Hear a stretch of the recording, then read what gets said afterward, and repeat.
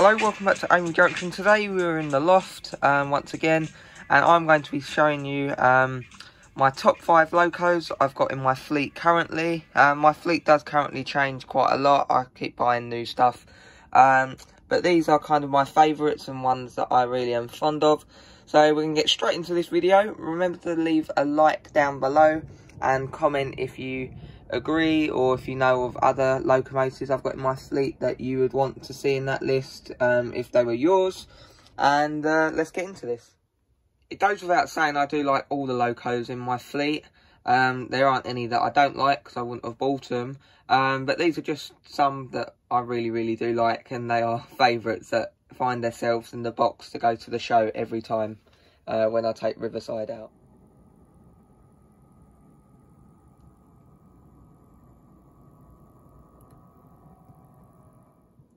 Right, okay, so this is our first loco. This is obviously a Class 37 in a rail freight livery. It's 37672. It's a Bachmann locomotive, which was weathered by the weathering company at the Alexandra's Palace show last year. And it does have a name of the Freight Transport Association as well. It's got very nice etched details and the weathering is absolutely superb. And it's got a special driver fitted in there as well, not just a standard one, a hand-painted one from the company I bought it from, who buy the standard locomotives and do absolutely stunning weathering on them, as you can see. It absolutely is superb. It's a really nice loco and definitely is on my list of top 5 locos. Right, so this is my next one. It's a Class 47 named Barbara. 47436 in British Rail large logo livery, as you can see. This one was custom weathered by Marcus at Gowerton Parkway, and this is an absolutely stunning weathering job, and looks how it was during the time of this layout. So it's been weathered as a photo of the real life one at the time of my layout set, which is really good. I've got nice custom plates on there, as you can see, on both sides, saying Barbara, which is its name.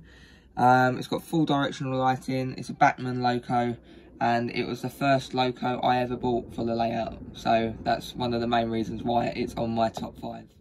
Right, okay, my next one is another Bachmann Class 47, 47301 in rail freight red stripe livery. This one's a really nice loco. I haven't had it too long. It's only probably been since Alexandra Palace 2 years ago, or a year ago, I forgot.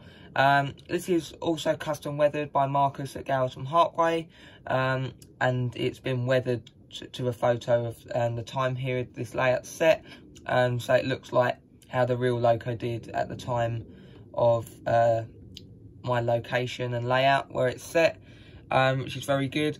It just adds to the realism, and I think weathering locos just makes them look much more realistic. Obviously, comparing that one to this 128, which looks very clean, it just creates a more realistic look, and especially in photos, it just makes the whole layout look much better.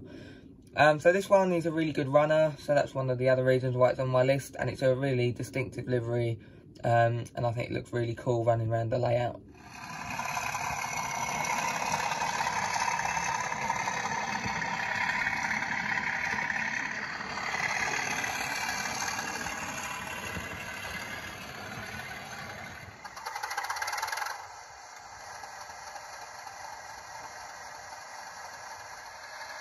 Right, so my next one on the list is quite clearly my Euro Phoenix, which is a Bachmann Class 37, 37884, obviously in the stunning Euro Phoenix livery.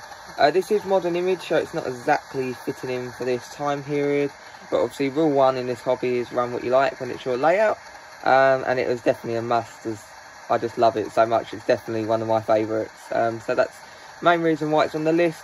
It is a superb runner compared to my other 37s.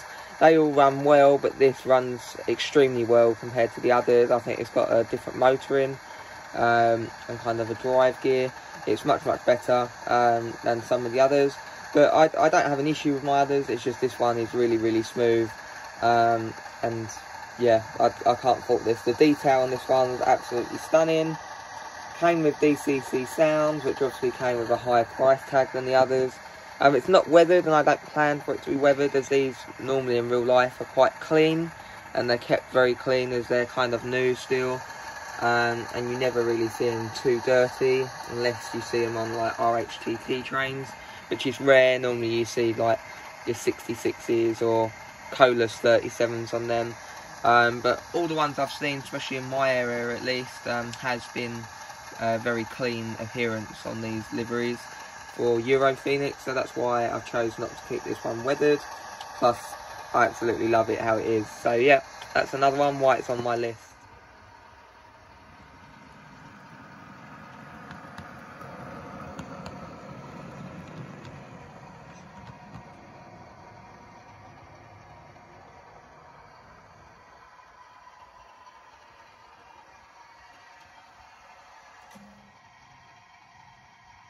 Right, okay, so my next one on my list then is my Class 121/122 in Network Southeast livery.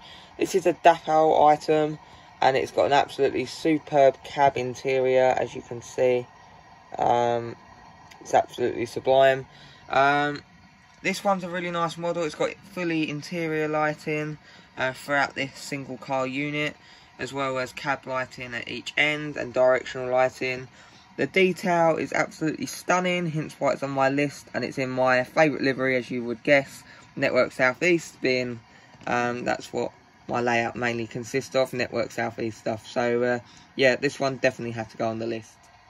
Plus also, it's a superb runner. I never have any issues with it. To start off with, it was a little bit rough, and I was a bit concerned, but after you've properly run it in an hour in each direction, the motor gears in and is alright.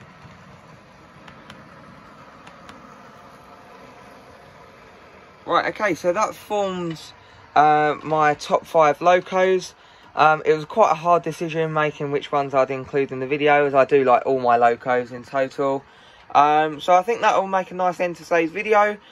We've got some more videos planned for up here on the loft soon, so do look out for that.